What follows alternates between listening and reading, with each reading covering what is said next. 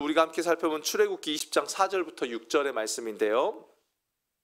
네, 출애굽기 20장 4절부터 6절 얼마 길지 않아요. 다 같이 우리 함께 보도록 하겠습니다. 시작.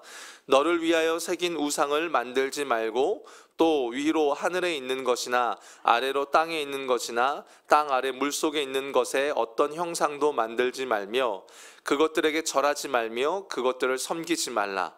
나 내 하나님 여호와는 질투하는 하나님인즉 나를 미워하는 자의 죄를 갚되 아버지로부터 아들에게로 3, 4대까지 이르게 하거니와 나를 사랑하고 내 계명을 지키는 자에게는 1000대까지 은혜를 베푸느니라. 아멘.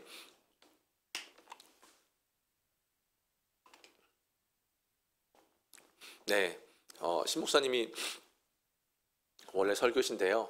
네, 엠마오 가시는 관계로 제가 했습니다. 덕분에 출애굽기 이제 거기 10계명의 내용을 좀 더 이어서 좀 가보려고 그래요. 여러분 기억나십니까? 제가 이제 출애굽기 한 번, 두 번 하고 마무리했는데 첫 번째 이제 제1계명에 대한 이야기를 좀 다루었었어요. 나와 너 사이에 대해서 하나님이 그 사이에 어떤 것도 들어오지 않기를 원하시는 하나님의 마음.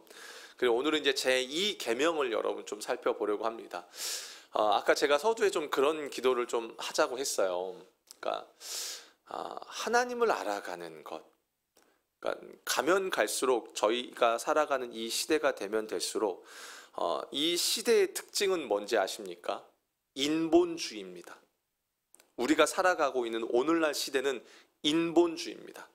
사람이 중심입니다. 그래서 제일 많이 떠드는 이야기가 뭐예요? 조금만 모하면 인권, 그렇죠. 계속 그러면서요, 사단이 그걸 부각시킵니다. 그러면서 뭘 놓쳐버리게 하는지 아십니까? 하나님이 어떤 분이신지, 특히 믿는 자들 안에서도요, 하나님이 어떤 분이신지. 이게 우리 안에 문제들이 늘상 있습니다. 이따가도 다루겠지만 문제들이 있지요. 왜 없겠습니까? 그리고 그 문제들을 우리가 하나님 앞에서 해결받아야 되죠. 그러니까 하나님의 도움이 없으면 우리는 살 수 없으니까요. 그런데 가장 중요한 게 뭘까요? 하나님을 아는 것, 그분이 어떤 분인지를 놓쳐버리면요, 나중에 어떻게 기독교 신앙이 타락되고 변질되는지 아십니까? 그냥 하나님이요, 하나의 우상이 돼버립니다. 내가 내 소원을 이루기 위한 도구로밖에 안 되는 거예요. 그래 버리면 기독교 신앙은 이제 변질되고 타락하기 시작합니다. 그러니까 여러분, 이 10계명은 너무 중요해요. 얼마나 중요하면 하나님이 육성으로 이스라엘 백성들에게 말씀해 주신 유일한 사건이라는 겁니다. 너무나 놀라운 사건이거든요. 근데 제가 이렇게 보면서 오늘 또 설교를 준비하는데 어제도 이제 원고가 좀 늦어졌어요. 근데 뭔가 막 예화도 좀 많이 놓고 재밌게 또 좀 하고 싶고 막 그런 생각들도 좀 들었었어요. 왜냐면 좀 쉽게 좀 설교도 했으면 좋겠고, 근데 그게 안 되는 거예요. 왜냐하면 그렇게 다룰 수 있는 본문이 아닌 거예요. 그러니까 철저하게 하나님 그분의 내용에 초점이 맞춰지지 않으면 신앙이 틀어질 수 있는 요소가 너무 많은 시대를 우리는 살아가요. 더군다나 환난이 많고 어려움이 많으면 많을수록 내가 거기에 함몰돼 버릴 수 있는 함정이 있습니다. 사단이 우리에게 문제를 주는 이유가 바로 그거예요. 문제에 허우적대다가 우리가 믿는 하나님이 어떤 분인지를 놓쳐버리게 사단은 만드는 거예요. 그래서 문제를 주는 거예요. 하나님이 주시는 시련과 이건 연단이죠. 우리를 만들어가는 것. 근데 사단은 문제를 통해서 우리를 시험하고 빠뜨리고 하나님을 놓쳐버리고 문제가 커지도록 만든다라는 겁니다. 그러니까 이 부분이 너무너무 중요해요. 여러분들이 이 부분에 대해서 좀 명확하게 알고, 또 오늘도 그 부분들을 좀 오늘 설교 조금은 딱딱할 거예요. 그래도 여러분 좀 새겨 들으셨으면 좋겠다는 그런 마음이 좀 많이 있습니다. 오늘 본문을 보면 너를 위하여 새긴 우상을 만들지 말라라고 말합니다. 그리고 그것들에게 절하지도 말고 섬기지도 말라라고 이야기합니다. 근데 성경을 보면 그 새긴 우상이라는 것이 구체적으로 뭔지 여러분 나와 있습니까? 잘 안 나와 있어요.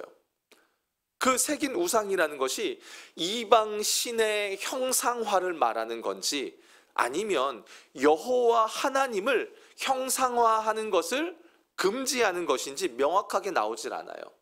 물론 이제 전후 문맥들을 따지고 보면 대부분의 구약 학자들이 이야기하는 건 오늘 제2계명은 그냥 우상들을 어떤 형상화 만드는 그 내용이 아니라 여호와 하나님을 어떤 형상화하는 것을 금지하는 겁니다. 왜냐하면 이방신을 형상화하는 그 이야기는요, 제1계명에 들어가 있어요. 그러니까 굳이 반복할 필요가 없는 거죠. 자, 그러면요, 여러분, 왜 하나님은 하나님 자신을 어떤 형상화, 여러분 외국에 가면 우리 영화에 보면 예수님의 모습이 나오죠.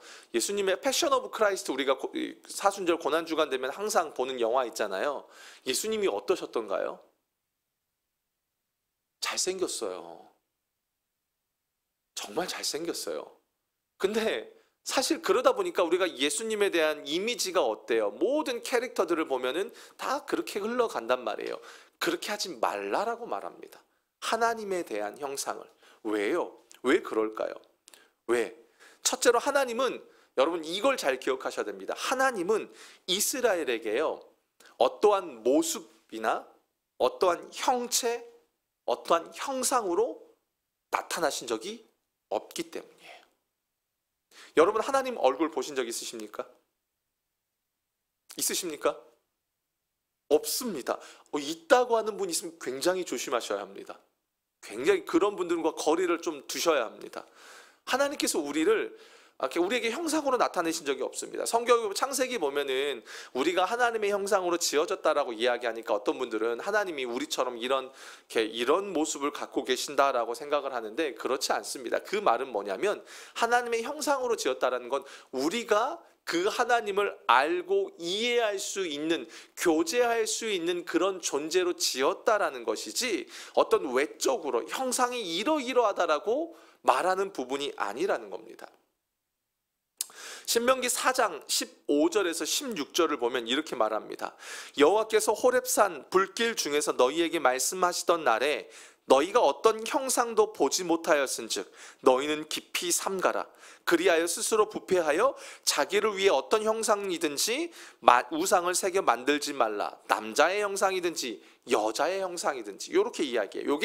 요 본문이요, 오늘 20장 출애굽기 20장 4절에서 6절의 이 내용을 이제 신명기에서 다시 재해석해 놓은 말씀이거든요. 그러니까 여기서 보면 하나님이 뭐라고 말해요? 하나님이 이스라엘에게 하나님의 어떤 형상도 보지 못했다는 겁니다. 하나님이 그들에게 나타내지 않으셨으니까요. 본 적이 없는데 어떻게 형상을 만들겠냐는 거예요. 그렇죠? 만들 수가 없다라는 겁니다. 여러분, 하나님과 가장 친밀했던 사람 뽑으라면 누구일까요? 성경의 인물 누가 생각나세요? 가장 친밀했던 사람 없어요? 저요? 아브라함? 모세예요. 근데요, 모세도요, 여러분, 하나님의 등짝밖에 못 봤어요. 그 말은 뭐예요? 하나님이 모세에게요, 그냥 어렴풋이만 보여주지 볼 수 없었다라는 겁니다. 자, 그렇다면요, 여러분, 하나님이 이스라엘에게 어떻게 나타나셨는지 아십니까? 자, 오늘 출애굽기 20장 18절 19절을 여러분 한번 찾아보겠습니다. 출애굽기 20장 18절에서 19절. 네, 말씀 안 띄워드릴 거예요. 한번 찾아보겠습니다. 출애굽기 20장 18절에 19절입니다. 제가 읽겠습니다. 뭇 백성이 우레와 번개와 나팔 소리와 산의 연기를 본치라. 그들이 볼 때에 떨며 멀리 서서 모세에게 이르되 당신이 우리에게 말씀하소서 우리가 들으리이다. 하나님이 우리에게 말씀하시지 말게 하소서 우리가 죽을까 하나이다. 뭐예요? 여러분, 하나님이 이스라엘에게 나타나실 때는요, 늘상 어떻게 나타나셨냐면 소리를 통해서 나타나셨습니다. 번개 소리를 통해서, 우레 소리를 통해서, 또 하나님의 말씀으로. 그러니까 하나님은 뭐예요? 나중에는 말씀을 통해서 이스라엘에게 역사하셨다는 거예요. 소리, 말씀으로 역사하시는 분이 하나님이라는 겁니다. 여러분, 이 사실이요, 여러분 굉장히 중요합니다. 이제 저를 보시면 돼요. 이 사실이 뭐냐면, 그 말은 우리가 하나님을 믿을 때에 우리가 하나님을 믿는 신앙의 핵심은요, 여러분, 눈으로 보고 믿는 종교가 아니라는 겁니다. 철저하게 귀로 듣고 믿는, 여러분, 귀의 종교예요. 청각의 종교예요. 예수님께서 부활하시고 나서 안식 후에 제자들을 만나세요. 그때 아주 의심이 많은 제자 하나가 있었습니다. 도마예요. 주님이 그 도마의 의심을 해결해 주십니다. 자, 만져봐. 그리고 나서 주님이 뭐라고 말하냐면 너는 나를 본고로 믿느냐. 그 다음에 뭐라고 말해요? 보지 못하고 믿는 자들은 복되다. 여러분, 기독교의 특징을 말하라 그러면 계시성이라는 말을 씁니다. 아마 저랑 성경 공부하신 분들은 다 기억나실 거예요. 계시성, 계시된 하나님의 말씀을 통해서 우리가 하나님이 어떤 분인지를 믿는 것, 아는 것, 이게 기독교의 특징이에요. 눈에 보이는 현상을 통해서 하나님을 만나거나 하나님을 경험하는 것으로 기독교 신앙은 가지 않는다라는 겁니다. 여러분 이해되십니까? 물론 그렇다고 기독교에서 어떤 기적과 하나님이 눈에 보이는 어떤 현상들 이런 게 없느냐? 있지요. 이거 없다 그러면 우리 하나님 자존심 상하실걸요. 우리 하나님 천지 만물의 주관자 되시는데요. 얼마든지 역사하실 수 있습니다. 근데 그건 부수적이에요. 근데 하나님 그 방법을 그렇게 좋아하지 않으세요. 하나님은 늘 시각적인 것이 아니라 청각적인 방법을 통해서 우리의 믿음을 끌어냅니다. 왜요? 그게 진짜 믿음이니까. 예수님이 말씀하시잖아요. 보지 않고 믿는 자가 진짜 믿는 거야. 복되라고 말씀하시는 겁니다. 여러분, 제가 왜 이 이야기를 이렇게 끄집어내냐면 우리는 지금 마지막 때를 살아갑니다. 마지막 때를. 어제 저희 딸이랑 뭔 이야기를 하다가 이제 아빠 막 계속 요즘에 이제 그런 게 궁금한가 봐요. 이렇게 심판, 뭐 전쟁 막 이런 것들 뭐 어디서 주워 들었는지 모르겠어요. 그러다가 아빠 마지막 때 노아 홍수 심판 하나님이 물로 다시는 심판하지 않겠다고 했잖아. 그랬더니 야, 물로 다시 심판하지 않겠다고 했지 언제 심판 안 하시겠다 그랬냐? 불로 심판하셔 그랬더니 진짜? 아빠 그럼 딱 맞네? 그러는 거예요. 왜? 그랬더니 세상이 계속 더워지고 뜨거워지고 막 이런 이야기를 하는 거예요. 그러니까 뭐예요? 그러니까 우리는 지금 분명 마지막 때를 살아갑니다. 마지막 때의 특징이 뭐예요? 눈에 보이는 현상을 통해서 우리를 미혹하게 하는 시대라는 겁니다. 거짓 선지자들이 나타나서요, 예수님처럼 똑같은 기적을 베풀 것이고 그들이 나타나서 치유가 일어날 것이고 놀라운 역사들이 마음껏 일어난다라는 겁니다. 근데 그 시대에 미혹당하지 말라라는 겁니다. 그러면서 뭐로 집중하라고 우리에게 말하냐면 말씀으로 집중하라고 하는 겁니다. 여기서부터 우리 기독교 신앙이 딱 명확하게 잡히는 거예요. 여러분, 기독교 신앙은 말씀의 종교예요. 체험이 없다가 아니라요, 체험의 종교가 아니에요. 말씀의 종교예요. 말씀을 붙들고 가다 보면 때로는 하나님이 필요하면 체험도 주시고 치유도 일으키시고 놀라운 역사들을 일으키신다라는 겁니다. 그러나 그것이 우선이 되거나 그것이 중심이 되는 종교가 아니다라는 겁니다. 사실 하나님께서 이렇게 형상화를 하지 말라고 하시는 데는 그 시대의 문화적 배경이 있습니다. 고대 근동에는요, 하늘과 땅과 물속에 있는 형상들을 갖가지의 형상들, 마치 애굽이 떠오르죠. 갖가지의 형상들을요 본떠서 자기가 믿는 신의 모습을 만듭니다. 여러분, 이집트에 가보면 온갖 신들이 있다고 그러잖아요. 신상들을 그렇게 만들어놔요. 자기가 믿는 신을. 그리고 어떻게 하는지 아시면 그 신상에다 옷도 입힌대요. 화장도 시킨대요. 만들어 놓고 음식도 대접한대요. 우리 옛날에 저 어렸을 때 시골에서 제사 지내면 식사 뭐 조상들 드시고 가라고 이렇게 놓죠. 뭐 시제 지내면 그런 거 하죠. 마찬가지처럼 그랬다라는 거예요. 거기에다가 그 신상을 만들어 놓고 거기에다가 주술행위, 점술까지 했다라는 겁니다. 그러니까 그 시대의 사람들이 갖고 있던 생각들이 뭐냐면 그림이나 형상이 어떤 영향력을 갖고 있다고 믿는 시대였습니다. 이건 오늘날도 동일해요. 오늘날 이방 종교가 갖고 있는 특징들이 다 그렇죠. 이거 부적, 이거 하나 사면 팬티에 집어넣고 지갑에 넣고 뭐 이렇게 하는 것처럼 자신들이 따르는 신들을요 형상화하는 게 너무 당연했어요. 형상화. 그리고 그 형상을 종교적으로 적극적으로 활용하는 게 그 시대의 보편적 문화였어요. 모든 이방 신들이 하는 행태가 그랬다라는 겁니다. 근데 하나님은 뭐라고 말해요? 절대 만들지 말라라는 거예요. 여러분, 형상을 만들어 놓으면 돈을 더 많이 벌까요? 형상을 안 만들어 놓는 게 돈을 더 많이 벌까요? 형상을 만들어 놓는 게 돈을 많이 벌어요. 초파일 되십시오. 여러분 보면 어떻습니까? 얼마나 돈이 많이 들어오는데요, 불교 안에요. 그렇죠? 형상이 있다라는 건 그만큼 거기에다 부을 수 있는 게 있다라는 거예요. 근데 하나님은 하지 말라라는 겁니다. 어떠한 것도 하나님과 관련된 어떤 형상도 만들지 말라라는 겁니다. 여러분, 하나님과 관련된 형상이 뭐가 있을까요? 어쨌든 그 시대와 다르다라는 겁니다. 여러분, 신앙의 대상이 형상화되면 자연스럽게 어떤 일이 벌어지는지 아십니까? 요 물병을 신이라고 합시다. 이게 우리가 믿는 신이야. 만들어놔요. 그럼 이제부터는요, 이 물병이 신이 되는 거예요. 이 물병이 신이 되는 거예요. 그리고 이것을 섬기게 되는 거예요. 그게 출애굽기 32장에 나오는 금송아지 사건인 거예요. 거기에는 이스라엘 백성들이요, 이방신을 만들어 놓은 게 아니에요. 아론이 만들어 놓고 나중에 뭐라고 그러는지 아세요? 이 금송아지가 너희를 애굽에서 인도하여 낸 여호와 하나님이야 라고 해버리는 겁니다. 그리고 그 금송아지를 예배하는 거예요. 근데 그 중심이 어디가 있을까요? 왜 송아지를 만들었을까요? 저들이 애굽에서 내내 본 게 송아지거든요. 풍요를 주니까. 그럼 하나님은 어때요? 그 송아지에 갇혀버리게 되는 겁니다. 갇혀버리게 되는 거예요. 하나님이 거기에 갇혀버린다는 겁니다. 민수기에 가면 이스라엘 백성들이 하나님 앞에 불평불만하다가 그들에게 불뱀을 보내십니다. 그리고 그 불뱀을 통해서 이스라엘을 징계하시는 거예요. 그저 기억나십니까? 모세가 하나님 앞에 기도하자 하나님이 그때 뭘 만들라고 말하죠? 놋뱀을 만들라고 합니다. 장대에 딱 달아서 누구든지 그 놋뱀을 쳐다보면 어떻게 해요? 살게 되더라라는 겁니다. 여러분, 우리 너무 잘 아는 이야기입니다. 그 놋뱀은 여러분, 하나님의 치유의 도구였잖아요.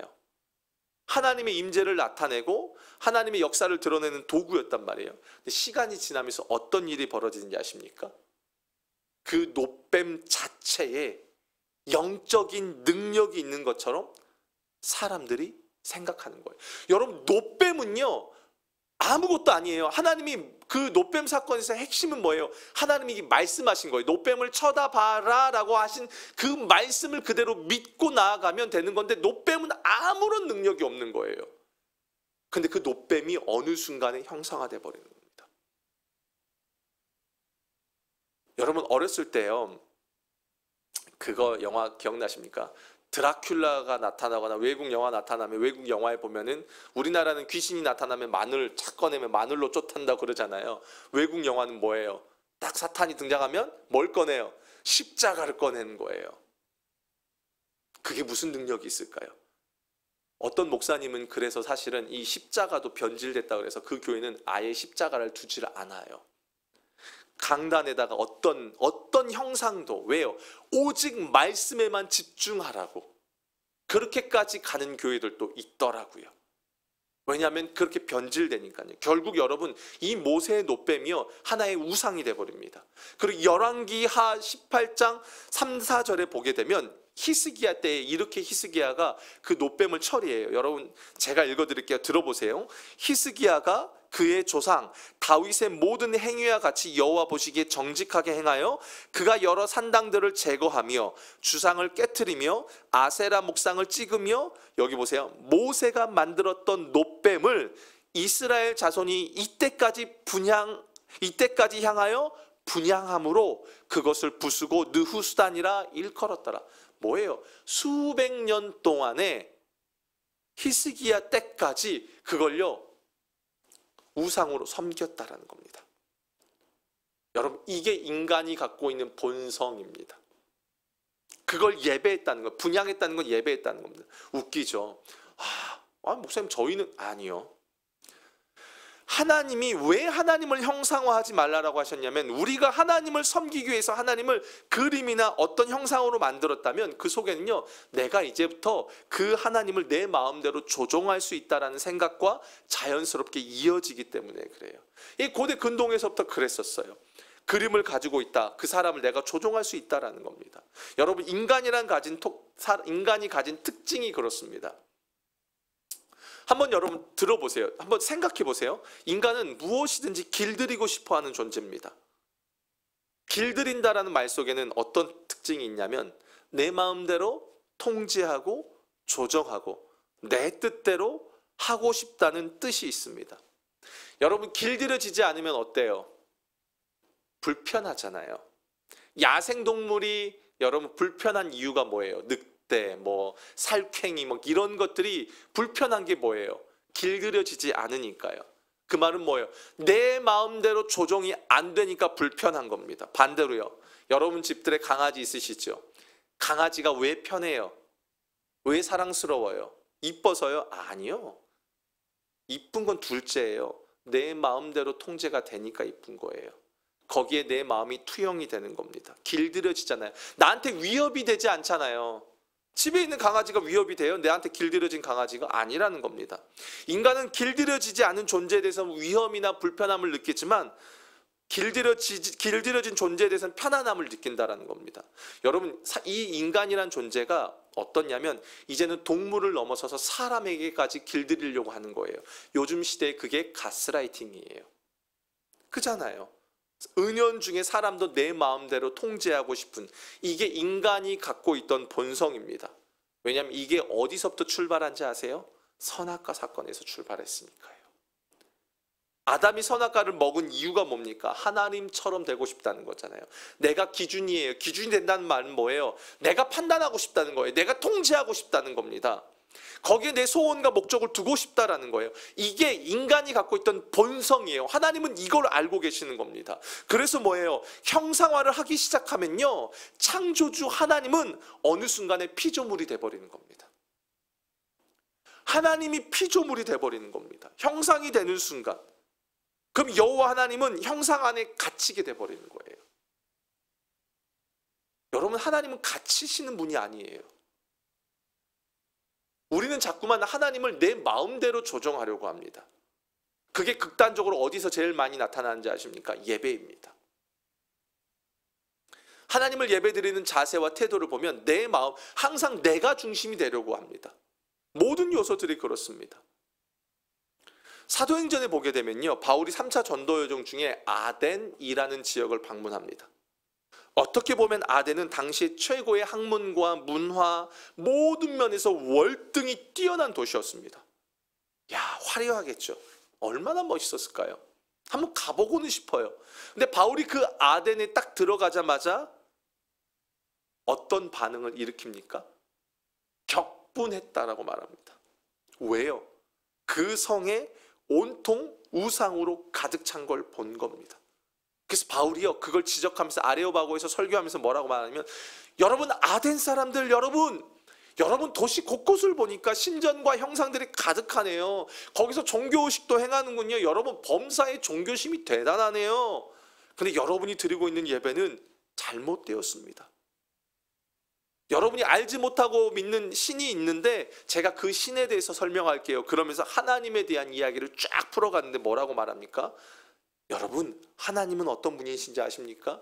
우주와 그 가운데 있는 만물을 지으신 하나님께서는 천지의 주제가 되십니다. 하늘과 땅의 주인이 되십니다. 여러분, 손으로 지은 전에 계시지 않아요. 그 당시에 사람들은 어떻습니까? 성전을 지어놓습니다. 이스라엘 백성들의 성전을 하나님이 무너뜨린 이유가 뭡니까? 성전 자체가 우상이 되어버립니다. 예전에 이제 우리 옛날 저 어렸을 때 교회를 가보면 강단이 굉장히 높았습니다. 기억나십니까? 그리고 뒤에는 시커먼 휘장을 했습니다. 그죠? 그리고 강단 위에는 아무도 못 올라가게 했습니다. 오늘날은 어떻습니까? 저는 우리 성도님들 청소하러 오시면서 가끔씩 그 마음은 제가 알아요. 너무 귀하세요. 네. 막 신발 벗고 여기를 청소하시려고 했더니 그럼 제가 신발 신고 또 올라가요. 그냥 성도님 그냥 청소하세요. 괜찮아요. 이거 그냥 아무것도 아니에요. 그냥 이거는 아무것도 아니에요 라고 제가 일부러 그렇게 이야기합니다. 왜요? 이거는 신성시 될 요소들은 아니거든요. 이게 어느 순간에 과거에 우리 신앙이 그렇게 흘러갔다라는 겁니다. 바울은 이야기해요. 하나님은 이 우리가 만들어놓은 건물에 갇히시는 분이 아닙니다. 하나님이 뭐가 부족해서 여러분이 섬겨서 하나님이 뭔가 채워지는, 여러분이 섬겨야만 하나님이 하나님 되시는 그런 분이 아니다라는 겁니다. 오히려 만민에게 생명과 호흡과 만물을 친히 주시는 하나님이라고 바울은 이야기하는 거예요. 그 하나님이 멀리 계시지 않습니다. 완전히 다르죠. 완전히 다른 이야기입니다. 하나님은 갇히는 분이 아니라는 겁니다. 바울이 명확하게 하나님이 어떤 분이신지를 설명하는 거예요. 사랑하는 여러분, 하나님은 십계명을 통해서 우리에게 분명한 메시지를 주고 계십니다. 그게 뭡니까? 하나님은 하나님이라는 겁니다. 우리는요, 인간이에요. 한낱 피조물입니다. 한낱 피조물. 그런데 중요한 것은 그 하나님이요, 우리에게 손을 내밀고 계세요. 그리고 우리와 아주 배타적인 관계, 사랑은요 여러분 배타적이어야 된다고 제가 지난번에 말씀을 드렸잖아요. 그죠? 내가 이 사람도 사랑하고 저 사람도 사랑하면 그게 무슨 결혼이에요? 말도 안 되는 일이죠. 남녀가 사랑하면 배타적이어야죠. 결혼은 배타적이어야죠. 하나님이 우리에게 그걸 원하고 계신다는 겁니다. 우리가 뭐라고요? 한낱 피조물인데. 그리고 오늘 본문에서는 하나님은 더 나아가서요 우리에게 은혜를 베풀고 싶다라는 겁니다. 저는 이 대목이 너무 중요해요. 기독교 신앙이 갈수록 변질되고 있습니다. 이유가 뭡니까? 하나님을 모르니까요. 다음 세대 사역할 때요 여러분, 제가 가장 중요하게 여기는 게 뭔지 아십니까? 하나님이 어떤 분이신지예요. 아이들 놀아주고 인성교육 뭐 여러 가지가 있겠죠. 중요하겠죠. 근데 어려서부터 하나님이 어떤 분이신지에 대한 인식이 없으면 어떻게 되는지 아십니까? 점점점 자기 의가 살아나고 자기가 더 강해지면 강해질수록 그때부터는 기독교 신앙이고 뭐가 없는 겁니다. 어려서부터 신앙을 잘못 배우니까 커서 어른이 돼서 교회를 내 마음대로 좌지우지하려고 한다는 겁니다. 얼마나 안타까운 일이 우리 주변에 일어나고 있습니까? 하나님을 모르면 그렇게 된다는 겁니다. 내 마음을 위로해 주시는 하나님, 내 상황을 돌봐주시는 하나님 필요하죠. 필요합니다.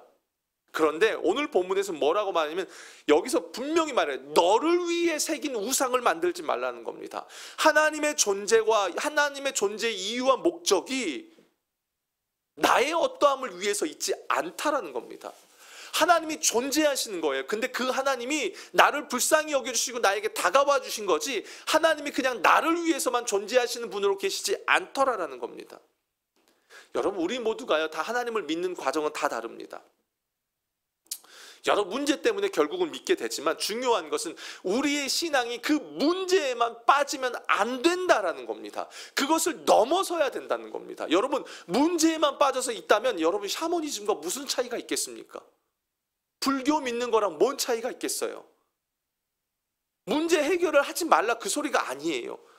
그걸 넘어서야죠. 넘어서서 우리에게 문제를 해결하게 하신 하나님이 어떤 분이신지를 깨닫고 그분께 순복하는 것으로 우리의 신앙이 흘러가야 한다는 겁니다. 오늘 본문을 보면 하나님은 우리와 인격적인 교제를 나누기를 원하신다는 겁니다. 근데 우리가 자꾸만 우리의 문제 속으로 하나님을 끌어와 버립니다. 그리고 조금 더 편하기 위해서 신앙을 어떤 형상화해버려요. 마치 불상. 여러분, 제가 해외 생활을 그래도 조금씩은 해보다 보니까요, 해외에 가면요 온갖 우상 관련된 것들이 특히 카톨릭 국가는 더더욱 그런 것 같아요. 십자가도 만지고 뭐 지나가다 뭐 하면 막 만들어 놓고 마리아 상 만들어 놓고 무슨 상 만들어 놓고 뭐 천주교는 그런데요. 질병 걸렸을 때는 무슨 바울 뭐 어떤 건 뭐 여러 신상들이 많대요. 성인 군자들을 다 형상화 해놨다라는 거예요. 그래서 그때는 요신, 그때는 뭐 사도, 요사도 뭐 이렇게 한다라는 거예요. 아니라는 겁니다. 우리가 하나님 안으로 들어가는 겁니다. 하나님을 우리 쪽으로 끌어오는 게 아니라 우리가 하나님 쪽으로 들어가야 한다라는 겁니다. 그렇기 때문에 형상화하지 말라라는 거예요. 오늘 본문을 잘 보세요. 하나님이요 이스라엘에 갇히는 분이 아니라 오히려 이스라엘과요 교제를 하기를 원하세요. 어떻게 해요? 질투까지 하신대요. 여러분, 오늘 본문 5절에 보면요, 나 내 하나님 여호와는 질투하시는 하나님이래요. 여러분, 세상에 어느 신이 질투합니까? 세상에 어느 신이 질투합니까? 여기에 보면요, 왜 어떤 형상도 만들지 말라라고 이야기하냐면 나 내 하나님 여호와는 질투하는 하나님이라고 말했잖아요. 거기 보면 왜냐하면이란 말이 생략됐어요. 왜 형상을 만들지 말아야 하는 이유가 뭐냐면 자기 마음대로 만들지 말아야 되냐면 하나님이 질투하시기 때문이에요. 여러분, 이 질투하다는 표현이 재밌어요. 여러분, 우리 질투하다 그러면 이게 조금 긍정적 이미지가 커요? 부정적 이미지가 커요? 권사님 어때요? 부정적인 게 크죠? 그래서 열렬히 시기하다, 막 시기로 불태우다 이런 뜻이 있어요. 그래서 막 분노와 시기심을 막, 그래서 우리 드라마 보면 그렇잖아요. 물 막 얼굴에다 뿌리고 질투해가지고 막 따게 탁 때리고 막 그런 거 많잖아요. 마치 그런 것처럼 생각을 합니다. 제가 예전 교회에서 사역을 할 때에 어떤 절실한 불교 신자였다가 이제 주변 사람들의 관계에 의해서 전도해서 오신 한 성도님이 있었어요. 그래서 제자 훈련을 하는데 그러는 거예요. 이 부분을 다뤘거든요. 질투하는 하나님에 대한 이야기를 나누는데 막 승질을 내시면서 어떻게 하나님이 질투를 하냐고 세상적인 그런 부정적인 뉘앙스를 갖고 이제 생각을 하는 거죠. 질투하다라는 이 말은 뭐냐면 원래 그 본래의 단어는요, 열정, 정열이란 단어 뜻이 있어요. 그래서 하나님이 질투하신다 이 말은 뭐냐면 하나님께서 자신의 백성 이스라엘 향해서 열정을 갖고 계신다는 겁니다. 이들은 내 백성이야. 그래서 나는 그들을 향해 열정, 정열을 갖고 있어 라는 거예요. 그럼 여러분, 이스라엘은 어떻게 반응해야 될까요? 제가 제 아내를 열정적으로 사랑해요. 여러분, 짝사랑 해보신 적 있으십니까? 좀 창피하지만 저는 학생 시절에 짝사랑 한 6년 정도를 해봤습니다. 나름 네, 그랬었어요. 짝사랑하면 여러분 어떻게 기분 안 좋죠. 한 사람이 열렬히 사랑하면 다른 사람도 어떻게 합니까? 그 사람도 열렬히 사랑하는 게, 열정적으로 반응하는 게 정상이다라는 겁니다. 그래서 이스라엘도 자신을 향한 하나님의 열정에 어떻게 해야 될까요? 합당한 열정을 보여야 한다라는 겁니다. 그런데 하나님이 질투하신다 그 말은 뭐예요? 오직 여호와 하나님만을 섬기겠다고 약속한 그 약속을 이스라엘이 지키지 않았다는 겁니다. 지키지 않을 때 하나님의 질투가 드러나는 거예요. 다른 말로 하면 하나님은요, 자신의 권리를 찾고 싶다는 겁니다. 이스라엘에게 마땅히 존경을 받고 마땅히 영광을 받고 그것을 우상에게 빼앗기고 싶지 않다라는 겁니다. 그런데 이스라엘의 역사를 보게 되면 이스라엘이 다 무너져 버렸다라는 겁니다. 하나님은 그때 어떻게 하시겠다는, 가만히 계시지 않겠다라는 거예요. 다른 말로 표현해 보면요, 여러분, 하나님이 질투하신다 이 표현 속에는요, 어떤 하나님의 마음이 담겨져 있는지 아십니까? 이스라엘을 뜨겁게 사랑한다는 하나님의 마음이 담겨 있습니다. 여러분, 사랑하지 않으면요, 질투 안 합니다. 저 여자가 뭘 하든 말든 뭔 상관이 있어요. 근데 내 아내가 딴 놈이랑 히히덕거린다? 열불나는 거죠. 눈 뒤집어지는 거죠. 여러분, 안 그러겠습니까? 그잖아요. 사랑이 없으면 질투가 일어나지 않는다라는 거예요. 하나님이 지금 그 이야기를 하시는 겁니다. 이스라엘과 뜨겁게 사랑하고 싶어요. 이스라엘과 뜨겁게 인격적인 교제를 나누고 싶은데 이스라엘이 어떻게 해요? 하나님을 자기 형상대로 만들어서 자기 마음대로 조종하도록 하나님이 내버려 두지 않겠다, 그 이야기를 하시는 겁니다. 그래서 뭐예요? 여러분, 오늘 본문에 볼까요? 나를 미워하는 자의 죄를 갚되 아버지로부터 아들에게로 3, 4대까지 이르게 하거니와 나를 사랑하고 내 계명을 지키는 자에게는 1000대까지 은혜를 베푼다라고 말합니다. 이게 무슨 말입니까? 아버지의 죄 때문에 3, 4대까지 저주가 내려간다? 여러분, 이거 억울하지 않아요? 아니, 아버지가 잘못했으면 아버지가 책임지면 되지, 그걸 왜 자식에까지 줘요? 벌이라는 게 그렇잖아요. 죄 지은 사람이 받아야지. 그 무관한 자식과 손자들까지 받는다? 이건 하나님의 성품과 맞지 않아요. 어떤 사람은 이걸 가지고 여러분 가게에 흐르는 저주라는 걸 이야기해요. 예전에 기독교 어떤 책이, 그런 책이 나와가지고 그것 막 열풍을 일으킨 적이 있었거든요. 여러분, 그거 잘못된 겁니다. 믿는 자에게 가게에 흐르는 저주가 있습니까, 없습니까? 없어요. 왜요? 십자가 사건이 다 해결했잖아요. 없다라는 겁니다. 그럼 여기서 3, 4대라는 게 뭘 말해요? 이 당시에 한 가족이요, 보통 살면은 보통 3대에서 보통 4대까지 대가족을 이뤄서 살았습니다. 그 말은 뭐예요? 한 사람의 행동이 다른 가족 구성원들에게 영향을 미친다는 겁니다. 예를 들면 제가 가장이에요. 제가 경제적인 문제로 파탄이 났어요. 그러면 어때요? 나 혼자만의 문제예요, 그게? 가족 모두에게 영향을 미치더라는 겁니다. 그러니까 하나님이요, 하나님을 제대로 섬기지 않는 것에 대해서는 딱 그 사람, 그 가족 한 세대까지만 영향을 주겠다라는 거예요. 벌을 주겠다라는 거예요. 근데 핵심은 뭐예요? 하나님의 핵심은 뭐냐면 3, 4대에 있는 게 아니라 그 다음이에요. 나를 사랑하고 내 계명을 지키는 자에게는요, 뭐래요? 천대가 뭔 말이에요? 영원히. 그 당시에 가장 큰 숫자가 1000이었으니까 영원이에요. 죄에 대해서는 그 한 세대, 그 한 사람으로 끝내시겠다는 거예요. 그게 하나님의 마음이에요. 그러나 하나님을 사랑하고 계명을 지키는 자, 즉 하나님의 사랑의 관계 안에 있는 자에게는 어떻게 하시겠다는 거예요? 1000대까지 복을 주시겠다는 겁니다. 여러분, 이게 하나님의 마음이라는 겁니다. 이 하나님의 마음을 아는 자는 어떻게 하나님을 조종하고 하나님을 우상으로 만들겠냐는 거죠. 아니라는 거예요. 이게 십계명에 담겨져 있는 하나님의 마음이라는 겁니다. 하나님은요, 어떻게든 그 백성과 인격적인 친밀한 관계를 맺고 싶어요. 그리고 그 백성이 진짜 복을 누리며 살기를 원하시는 게 하나님의 마음이라는 겁니다.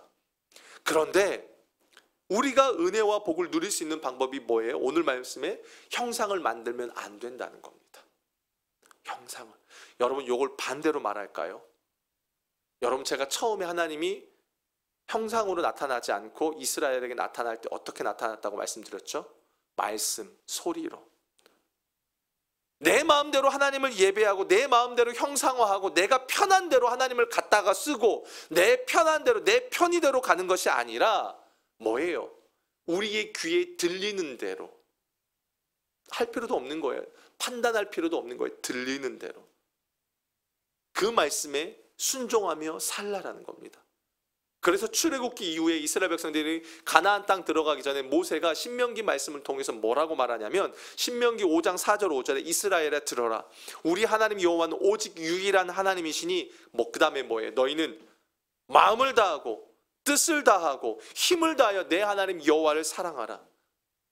여러분, 하나님의 마음이 여기에 있다는 겁니다.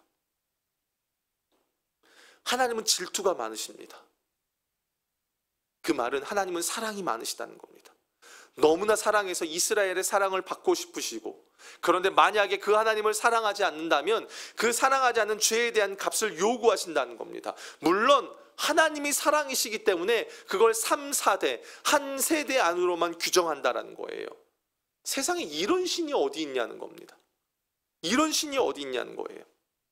그리고 사랑의 관계 안에 들어오면 질투가 아니라 1000대까지 은혜를 베푸시겠다는 겁니다. 영원히요. 여러분, 이 십계명에 담겨진 하나님의 마음이 여러분 느껴지십니까? 제1계명에서 뭐라고 그러셨어요? 하나님은 나와 너 사이에 누구도 들어오지 마. 배타적. 그리고 이번에는 뭐예요? 질투까지 하시면서 하나님은 사랑하시겠다라는 겁니다.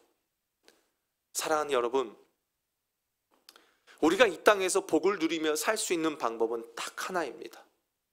그것은 하나님이 말씀하신 그 방법대로 믿는 겁니다. 그게 뭔지 아십니까? 바로 성경입니다. 성경입니다. 기독교는, 여러분, 예수 그리스도를 믿는 기독교에 여러분 오시면서 다른 걸 찾지 마십시오. 제가 이전에 이제 성경 공부 같이 했던 어떤 단체가 있었어요. 그래서 거기서 제가 배운 공부를 바탕으로 지금도 성경 공부를 가르치는데 그 단체의 모토가 그겁니다. 교회는 성경 하나로 충분하다. 여러분, 우리 신앙을요, 자꾸만 다른 걸 요구하지 마십시오. 다른 걸 요구하다 보면 거기에서 우리가 편한 대로 뭔가를 자꾸 만들어 버립니다. 심지어도요, 여러분, 그러니까 애들 그러잖아요. 십자가, 어떤 분들은 신앙을 모르는 분들은 십자가 선물해 주면 그 십자가가 뭔가 마음의 위로를, 물론 그럴 수도 있겠죠. 예수님을 생각하면 그럴 수도 있겠죠. 근데 그것도 잘못 변질돼 버리면 그게 형상화 될 수도 있더라라는 겁니다. 우리는 말씀입니다. 우리는 말씀을 듣고 말씀에 순종하는 삶을 사는 겁니다. 말씀을 듣고 순종한다. 이건 초점이 나한테 있지 않아요. 나는 듣는 쪽이니까요. 들려주시는 분이 주어예요. 들려주시는 분의 음성, 거기에 나는 반응하는 거라는 겁니다. 왜요? 나는 피조물이니까요. 나는 피조물이니까요. 그리고 거기에 열정적으로 반응합니다. 왜? 여러분, 왜 우리가 신앙에 있어서 열정적으로 반응해야 되는지 아십니까? 하나님이 우리에게 열정적으로 다가오시기 때문입니다. 여러분, 요즘 신앙생활 어떠십니까? 전 새벽에 기도하면서 하나님 앞에 하나님 열정을 좀 달라고 또 기도합니다. 어느 순간에 내가 무기력해져 있다라는 생각이 드는 거예요. 어느 순간에 그 하나님이 나를 향해서 갖고 계신 열정보다 내 열정이 너무 형편없다는 겁니다. 여러분 어떠십니까? 무기력하십니까? 여전히 삶의 무게가 크십니까? 예, 크지요. 어렵죠. 근데 그 어렵고 힘든 삶의 무게를 여러분이 스스로 해결을 하실 수 있으시던가요? 없습니다. 그게 우리의 한계입니다. 성경이 말하는 게 뭐냐면 우리는 하나도 해결할 수 없는 거, 염려조차도 어떻게 해결할 수 없는 존재가 우리라는 겁니다. 근데 그런 우리에게 누가 오셨어요? 하나님이 오셔서 우리의 주인이 되시겠다고, 그리고 우리와 함께하기를 원하시겠다라고 말씀하십니다. 사랑하는 여러분, 말씀이 어떠십니까? 꿀송이 같으십니까? 제가 이번에 창립 예배 이렇게 준비하면서 영상을 찍으면서 막 인터뷰를 하는데 어떤 한 분이 그러시더라고요. 몸은 힘든데, 하루 종일 일하고 나서 몸은 너무 힘든데 집에 들어가서 말씀 읽는 게 달대요. 달대요. 저도 아침에 새벽에 1시간 기도하고 1시간 성경 읽기를 저도 하고 있거든요. 못할 때는 이제 뭐 일정 때문에 못할 때는 오후에 하거든요. 계속 붙들어 가는 거예요. 그러다 보면 그 말씀이 나를 살리고 그 말씀 속에 하나님 그분에 대한 절대적 신앙이 생겨나는 거예요. 하나님은 하나님이구나. 나는 피조물이구나. 그럼 그분 앞에 순복할 수밖에 없더라라는 겁니다. 사랑하는 여러분, 하나님은 제1계명을 통해서 하나님과 우리 사이에 어떤 것도 들어오지 않기를 원하셨습니다. 그리고 제2계명을 통해 우리에게 당신의 은혜를요 1000대까지 베풀어 주기를 원하시고 또 질투하실 정도로 우리를 사랑하시겠다고 말씀하십니다. 그 하나님의 요구는 크지 않습니다. 여러분이 말씀에 귀를 기울이고 그 말씀 앞에 몸부림치고 말씀대로 살아가려고 애쓰는 것, 그거면 하나님이 충분하다고 말씀하십니다. 여러분, 하나님은 기억하십시오. 형상에 갇히는 분이 아닙니다. 그럼 우리가 이렇게 믿을 필요가 없잖아요. 왜 기독교 신앙은 하나님에 대한 형상이 없을까? 예, 하나님은 갇힐 수가 없어요. 온 우주 만물에 충만하세요. 여러분, 이 꽃 하나 보더라도 여기서 우리는 하나님을 발견해요. 그게 하나님이에요. 그 하나님이 이곳에, 여러분 명심하십시오. 하나님은 성경에도 갇히지 않습니다. 단지 성경을 주신 이유가 뭐냐면 우리에게 하나님을 최소한으로 이해하라고요. 하나님은 성경보다도 더 크신 분이시거든요. 그 하나님이 오늘 질투하시겠답니다. 그 하나님이 여러분에게 말씀하시겠답니다. 거기에 담겨진 하나님의 사랑의 마음 여러분 이해하시고 이제부터 말씀 앞에서 살아가는 여러분의 삶이 되시길 축복합니다. 우리 함께 말씀 앞에서 찬양하겠습니다.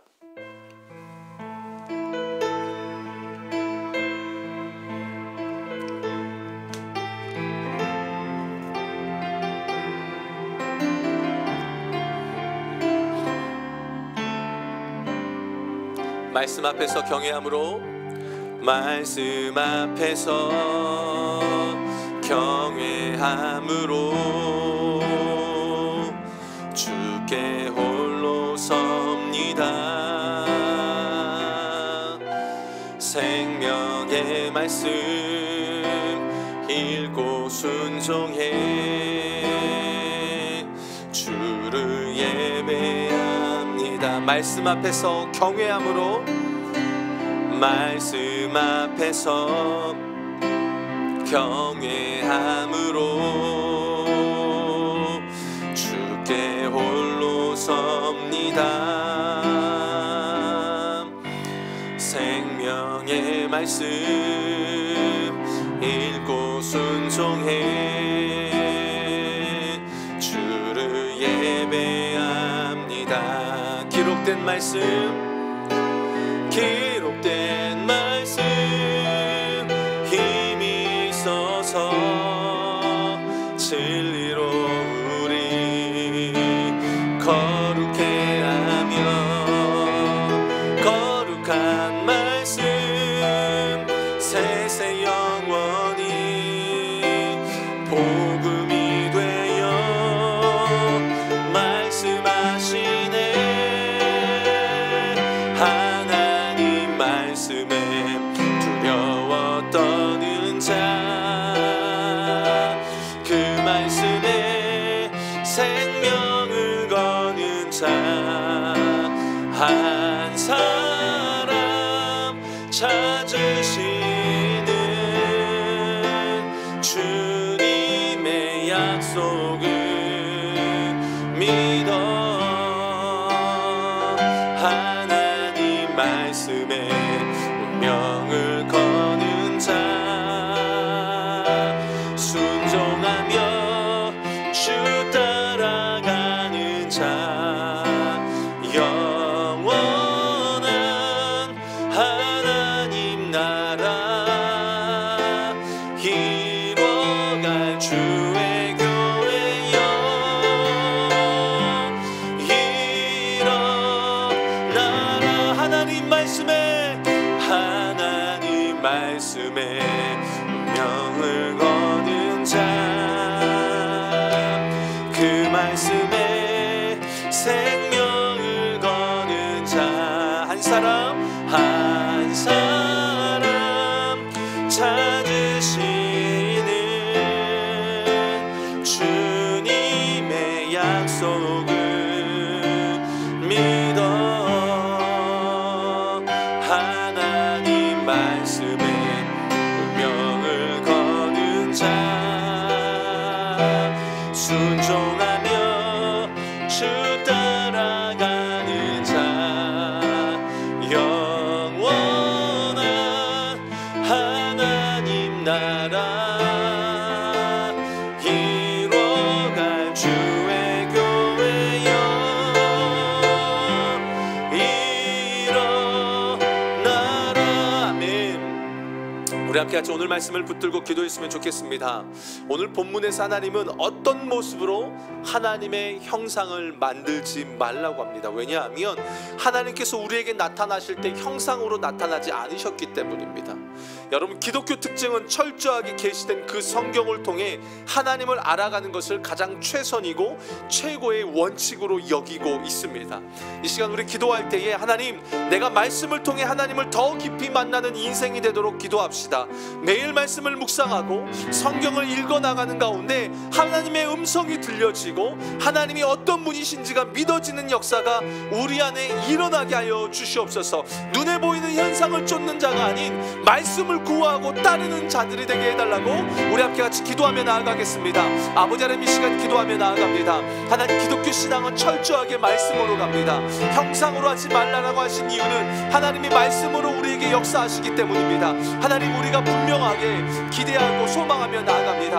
하나님 아버지, 계시된 이 성경의 말씀을 통해서 내가 하나님을 알아가길 원합니다. 이 계시된 성경의 말씀을 통해서 하나님이 어떤 분이신지를 내가 깨달아가길 원합니다. 이 계시된 성경의 말씀을 통해서 아버지 하나님의 마음을 알아가길 원하고 하나님의 뜻을 온전히 헤아릴 수 있기를 원합니다. 좋으신 아버지 하나님, 이 시간 임하여 주시옵소서. 살아계신 하나님 아버지, 눈에 보이는 현상을 쫓아가는 자들이 아니라 말씀을 따라서 말씀에 반응하고 말씀에 순종하며 하나님 살아가는 내 신앙이 될 수 있도록 주여 인도하여 주시옵소서. 하나님 아버지, 하나님은 갇히시는 분이 아니십니다. 그 하나님을 바르게 믿고 그 하나님을 바르게 붙잡고 그 하나님 앞에서 바르게 살아가는 하나님 내 신앙이 될 수 있도록 주여 우리 가운데 역사하시고 하나님 인도하여 주시옵소서. 오늘 본문에 보면 너를 위하여 새긴 우상을 만들지 말라고 합니다. 형상을 만든다는 것 속에는 내 마음대로 조종하고 싶고 내 뜻대로 하고 싶은 욕심이 가득 있기 때문입니다. 이 시간 우리 기도할 때에 혹시나 여전히 내가 주인 삼은 것들이 있다면 그것을 회개하면서 주님 앞에 내려놓읍시다. 어떨 때는 목회도 그런 것 같습니다. 내가 붙잡은 것이 될 때가 있습니다. 어떨 때는 우리의 신앙이 우상이 되어버릴 때도 있습니다. 우리가 섬겨야 될 분은 오직 여호와 하나님 한 분인 줄로 믿습니다. 내가 하나님 외에 다른 것들을 주인 삼고 있다면 거기에 내 욕심과 내 뜻과 소망을 두는 것이 있다면 이 시간 주님 철저하게 내려놓고 내가 오직 주님만을 주인 삼고 주님만을 섬기는 자가 되길 원합니다라고 우리의 회개하며 결단하며 기도하겠습니다. 아버지 하나님, 이 시간 기도하며 나아갑니다. 하나님 아버지, 하나님만을 섬기는 자가 되어야 합니다. 아버지 하나님, 내 뜻대로 여전히 하고 싶은 우상이 있다면 아버지 하나님 내려놓기를 원합니다. 하나님, 내 마음대로 하고 싶고 내 뜻대로 하고 싶고 하나님마저도 내가 조종하고 싶어하는 그런 교만함이 있을 때가 많습니다. 하나님, 왜 이거 안 들어주십니까? 라고 하나님 앞에 불평불만할 때도 많이 있습니다. 여전히 그 중심에는 내가 주인 삼고 있던 어떤 것이 있기 때문입니다. 하나님 아버지, 모든 것을 내려놓기를 원합니다. 그리고 내가 오직 섬겨야 될 분은 오직 주님 한 분이십니다. 내가 주님만을 섬기고 주님 말씀에 순종하고 주님만을 구하며 주님 앞에 살아가는 하나님 내 신앙이 되길 원합니다. 주여 인도하여 주시옵소서. 그렇게 주님 앞에서 살아가길 원합니다. 그렇게 주님 앞에 구하며 나아가는 하나님 내 삶이 되길 원하오니 아버지 하나님 역사하여 주시옵소서. 주님 하나님 외에 다른 어떠한 것도 섬길 수 없음을 주님 우리가 분명하게 아버지 여기며 주님만을 섬기기로 결단하고 주님만을 따르기로 결단하며 나아가는 우리의 신앙이 될 수 있도록 주여 인도하여 주시옵소서. 바울은 아덴의 수많은 우상들을 보고 격분합니다. 그리고 바울은 그들에게 하나님을 전합니다. 하나님은 무엇이 부족한 것처럼 사람의 손으로 섬김받는 분이 아니라고 전합니다. 맞습니다. 하나님은 사람의 손으로 지은 곳에 거하시는 분이 아니십니다. 갇히시는 분이 아니십니다. 하나님은 이 교회 건물에도 갇히시는 분이 아니라는 겁니다. 그런데 하나님이 딱 한 곳이 있습니다. 너무 거하고 싶어서 안달이 나신 곳이 있습니다. 그것은 바로 예수를 구주로 영접한 성도의 마음입니다. 하나님은 우리의 마음 안에 너무 거하고 싶어 하십니다. 이 시간 우리 마음의 자리의 중심을 주님께 내어드립시다. 하나님, 사람의 손으로 지은 전에는 거하지 않지만 예수 그리스도 안에서 지음받은 우리의 마음의 성전에는 거하시는 분이오니 주여 내 삶의 매 순간 그냥 거하지 마시고 충만하게 거하여 주시옵소서. 내가 이 세상을 살아갈 때에 창조주 되신 하나님과 동행하며 충만하게 살아가는 내 인생 되게 달라고 우리 주님의 이름 한번 부르시고 간절히 기도하겠습니다. 주여 하나님 아버지, 하나님은 어느 곳에도 사람이 지은 성전에 갇히시는 분이 아니십니다. 이 교회에도 갇히시는 분이 아니십니다. 그런데 하나님이 거하고 싶어서 안달이 난 곳이 있습니다. 그것은 바로 제 마음입니다.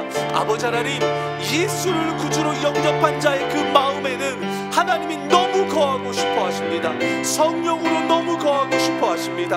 주님, 이 시간 구합니다. 내 마음에 충만하게, 내 마음에 충만하게, 내 마음에 충만하게 거하여 주시옵소서. 주님, 단순히 머무는 것, 이 아버지 하나님 그것으로가 아니라 내주한 것으로 내가 만족하지 않겠습니다. 충만하게 내 삶에 역사하시길, 거하시길 주여 이 시간 간구합니다. 하나님 인도하여 주셔서 우리 사랑하는 성도들의 삶이 매 순간을 살아가는 가운데 그 하나님과 동행하며 그 마음속에 거하시는 그 주님과 동행하며 그 주님의 인도하심을 따라서 승리하며 나아가는 그런 삶이 될 수 있도록 아버지 하나님 인도하여 주시옵소서. 주님, 그런 은혜를 경험하는 우리 사랑하는 성도들의 삶이 될 수 있도록 인도하여 주시옵소서. 오늘 본문에 하나님은 질투하는 하나님이라고 소개합니다. 하나님은 그만큼 우리를 정열적으로 사랑하신다는 겁니다. 그리고 그 하나님이 우리에게 요구하시는 것은 마음을 다하고 힘을 다하고 뜻을 다하여 여호와 하나님을 사랑하는 겁니다.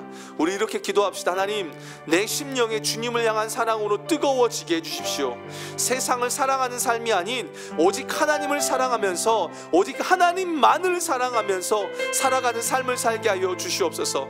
오늘 본문에 보면 그렇게 하나님을 사랑하고 계명을 지키는 자에게 천대까지 은혜를 베푸신다고 말씀하시는데, 하나님, 내가 그 은혜 또한 경험하고 싶습니다. 주님을 향한 사랑과 은혜가 넘치는 인생 되게 해달라고 우리 이 시간 한 번 더 주님의 이름 한번 간절히 부르시고 기도하겠습니다. 주여, 아버지 하나님, 질투하시는 하나님이십니다. 나를 그만큼 사랑하십니다. 내 시선이 다른 곳에 빼앗기는 것을 아버지 하나님 그냥 보고 계시지 않으십니다.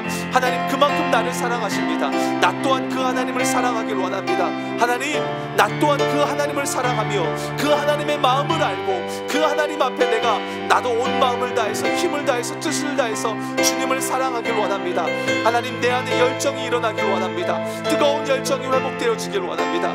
아버지 하나님을 향한 사랑이 하나님 날마다 불일 듯 일어나길 원합니다. 주여, 아버지 하나님, 그렇게 하나님을 사랑하는 자에게는 천대까지 아버지 하나님 은혜를 베푸신다고 말하는데, 주여, 내가 갈망합니다. 내가 그 은혜를 누리고 싶습니다.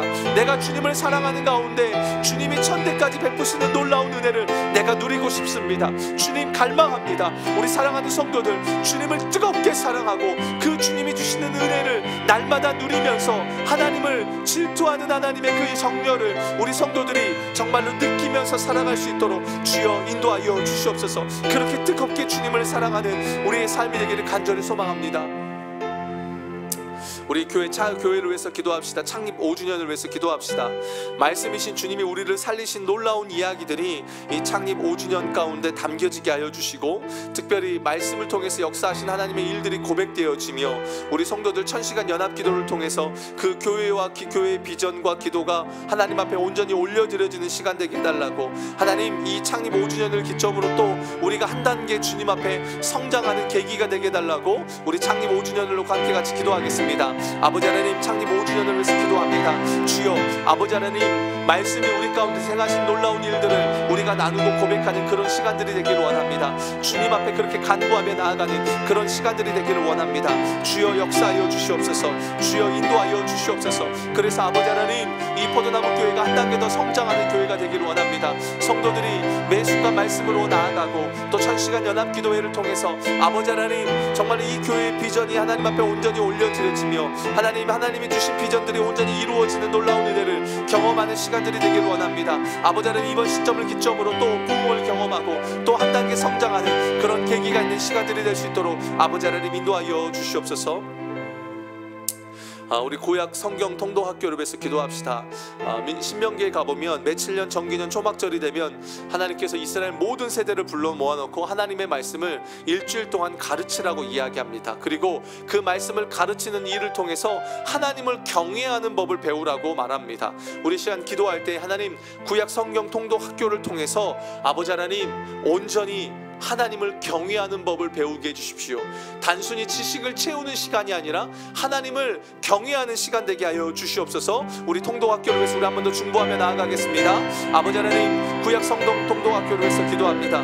이스라엘이 매칠년 정기년 초막절이 되면은 백성들을 모아놓고 하나님의 말씀을 온전히 가르치고 또 경외하는 법을 배우라고 말씀하십니다. 주여, 그런 역사가 일어나길 원합니다. 그런 역사가 우리 안에 일어나기를 원합니다.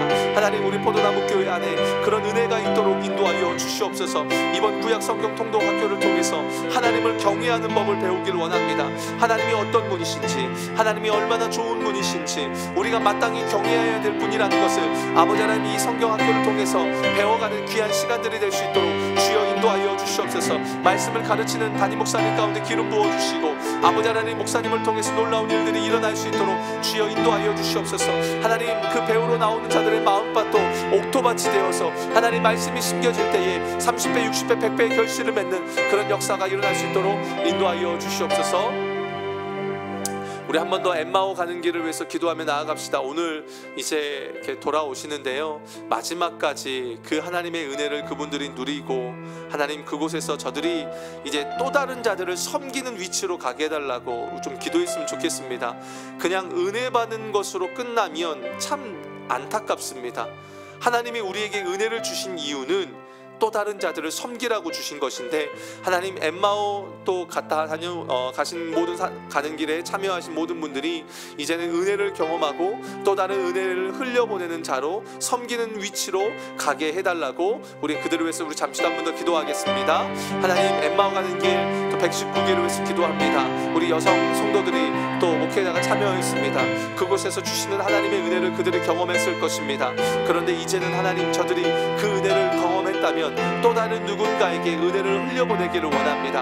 하나님이 우리에게 은혜를 주신 이유가 있을 것입니다. 그것은 바로 또 흘려보내고 또 세우라고 그렇게 주신 것일 텐데, 하나님 저들이 이번 엠마오 가는 길 이 시간을 통해서 하나님의 놀라운 은혜를 경험하며 십자가 앞에 다시 한번 서는 시간이 되게 하시고, 또 그 가운데서도 은혜를 흘려보내는 저들의 인생들이 될 수 있도록 아버지 하나님 인도하여 주시옵소서. 그런 은혜 안에 거하는 귀한 시간 될 수 있도록 아버지 인도하여 주시옵소서. 주님께 맡겨드립니다. 귀한 시간 되게 하여 주시옵소서. 우리 마지막으로 우리 한몸 기도문, 한우 기도문을 보고 좀 기도하며 나아갔으면 좋겠습니다. 하나님, 우리가 매일 아침마다 또 이제 보고 있지만, 하나님 교회가 계속해서 기도하면서 하나님 앞에 비전을 구하고 또 그것이 이루어지기를 우리가 간구하는 삶이 너무나 중요할 텐데요.